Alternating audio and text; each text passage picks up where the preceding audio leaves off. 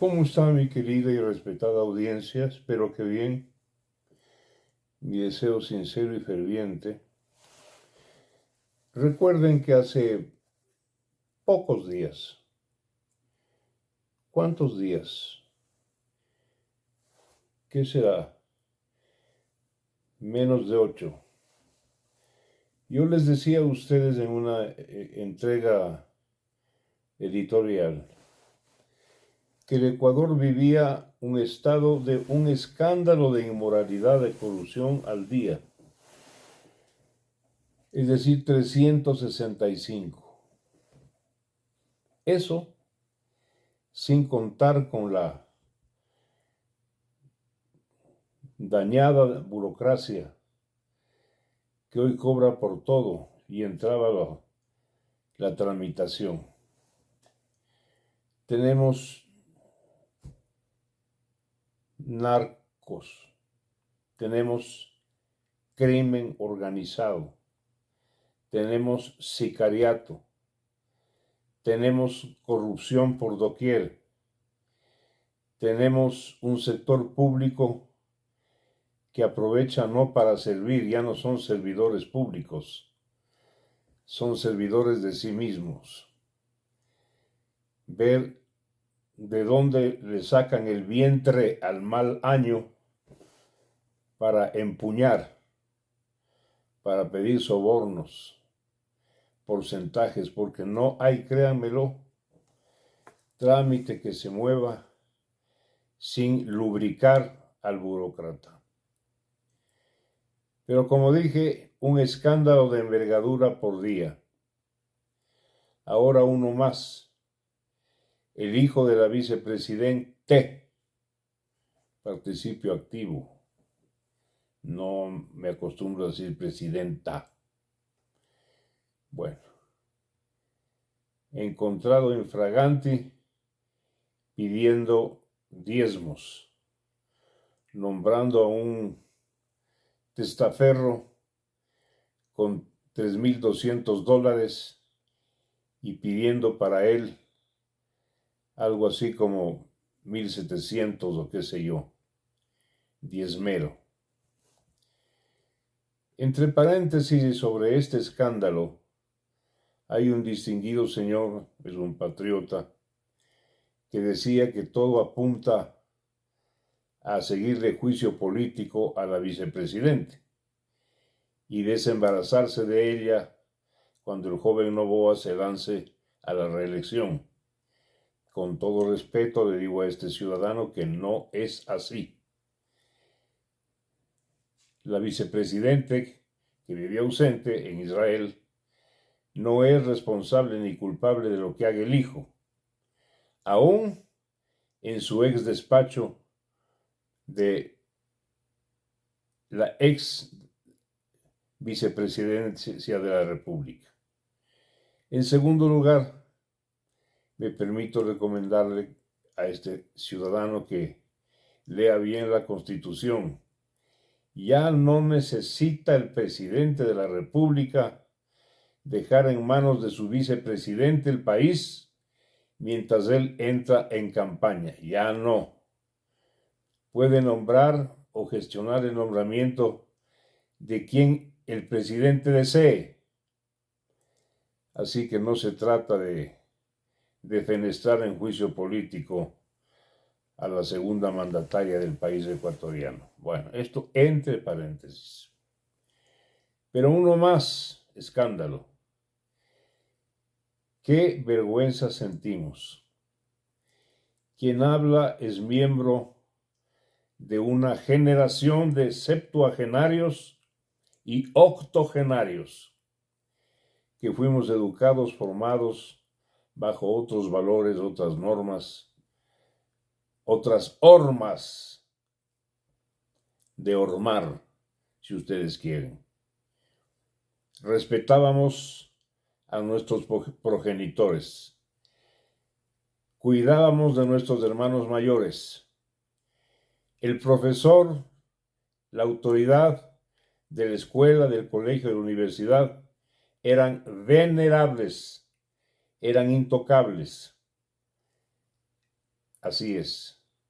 Y nos educaron en valores. La 10ª parte, una pizca de los escándalos de ahora, habría sido para mi generación algo intolerable e inaceptable, producto de una coercibilidad, de una punición y una sanción ejemplarizadora, escarmentadora, y se acabó. Hoy nadie sanciona, la gente zapatea sobre la ley, hay un sistema jurisdiccional corrupto, un sistema de jueces, hay una asamblea legislativa a donde va el perro y el gato. Eso no puede ser. Miren ustedes una comparación. Cuando en una entidad pública o privada queda vacante el puesto de portero o de mensajero, los candidatos a llenar esa función tienen que reunir requisitos, pues. El gerente de la empresa, el director del ministerio, el ministro, el subsecretario, el jefe de personal, de talento humano, lee la hoja de vida del candidato a portero. Y si cumple los requisitos y exigencias, es nombrado, no de otra manera. Yo me pregunto, arreglemos el teléfono, ¿cómo es posible que para la alta función de legisladores, representantes del pueblo ecuatoriano, legisladores que hacen las leyes, no se exija un mínimo de cumplimientos en currículum vitae, en hoja de vida, en antecedentes? ¿Cómo es posible? Por eso es que nuestras dignidades, tanto en la función judicial cuanto en la asamblea y en el ejecutivo igual, así es, y en la función electoral ni digamos, va, como dije hace un momento, el perro y el gato. Futbolistas, bailarines, bailarinas, bataclanes, que ahora están tristes no por lo que acontece al país en todos los órdenes, sino porque la selección ecuatoriana perdió 2-0 ante Italia. Gran golpe. No va a convalecer en días enteros. Esa misma generación actual que gusta de la salsa, del fútbol y de otras frivolidades, y que tiene otra forma de ver la vida, otra forma de ver el servicio público. Como aquí en el Ecuador, los partidos de izquierda en el poder desde hace 16 años han anulado, han amputado, han anquilosado la producción. Todo el mundo regresa a ver al Estado para aprovecharse del Estado, para ver qué le ordeñan al Estado, porque la empresa privada está en implosión, en achicamiento. Hay en esto un viejo vicio que contamina de manera creciente a nuestra América Latina. Hay una especie de decanato, una especie de educación. Hay una prostitutriz, se llama Cuba. De Cuba nos vienen desde hace 70 años todas las inculcaciones que han determinado el surgimiento de Andrés Manuel López Obrador, de Daniel Ortega, de Maduro, de Correa en el Ecuador y su hueste de ladrones y delincuentes, de Castillo en el Perú, de Boric en Chile, de los Kirchner en Argentina, tal vez se salve Uruguay, de Lula da Silva en el Brasil. Allí está la prostitutriz con la que mantenemos relaciones entre paréntesis y entre comillas cordiales. Y tenemos aquí a cientos de profesionales cubanos, ¿sí?, enseñando socialismo sotto voce. La prostitutriz. Eso hay que arrancar de raíz. ¿Cómo? Con un gobierno o con gobiernos que tengan conciencia del problema de fondo. La educación en nuestras naciones está infestada, está contaminada, está contagiada, metastásica de este fiasco, de este tropezón de la historia llamada o llamado socialismo.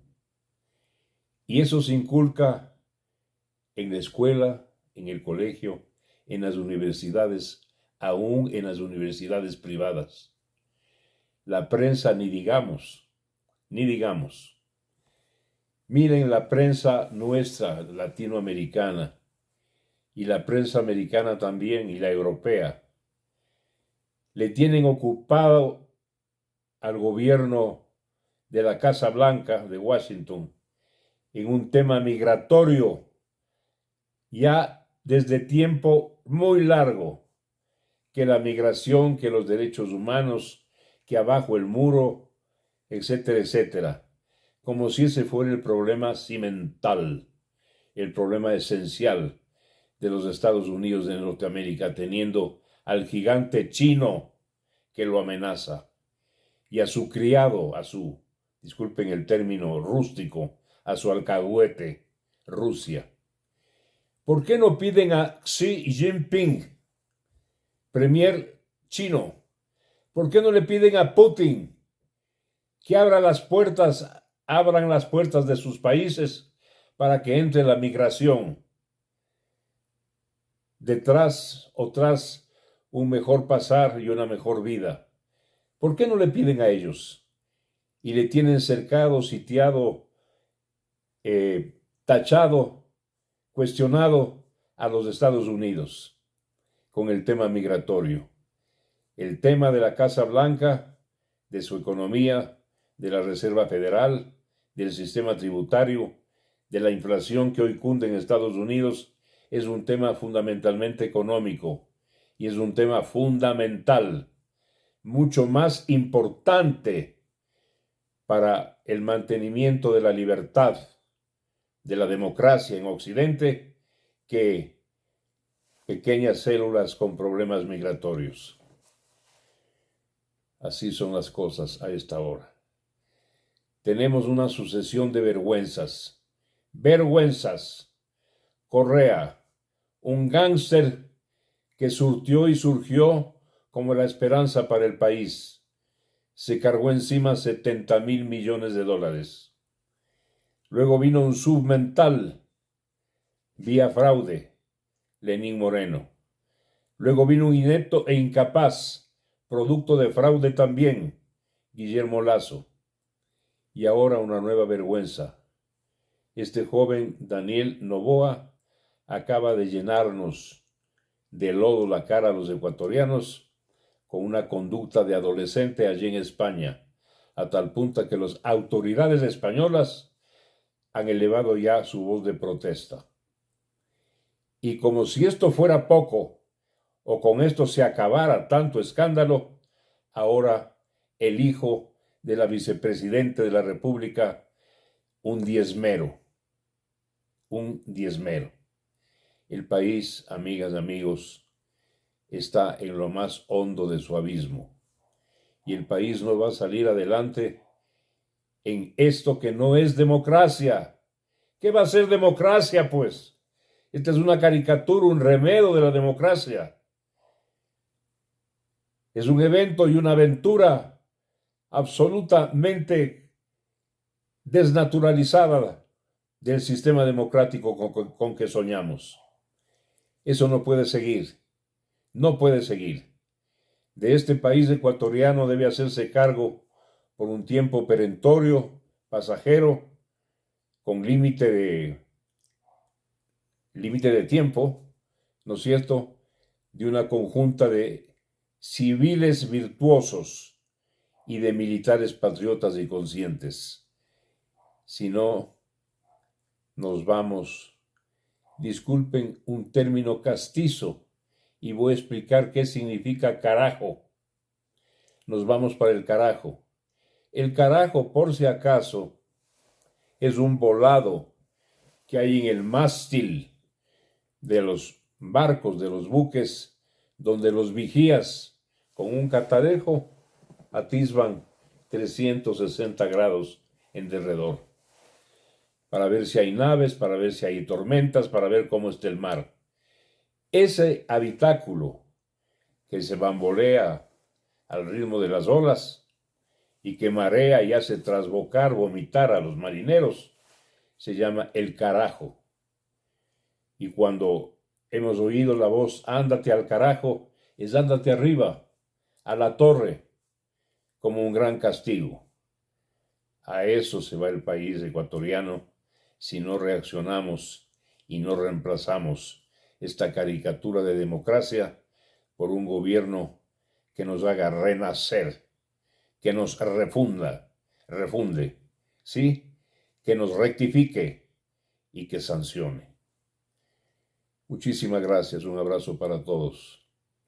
Hasta mañana.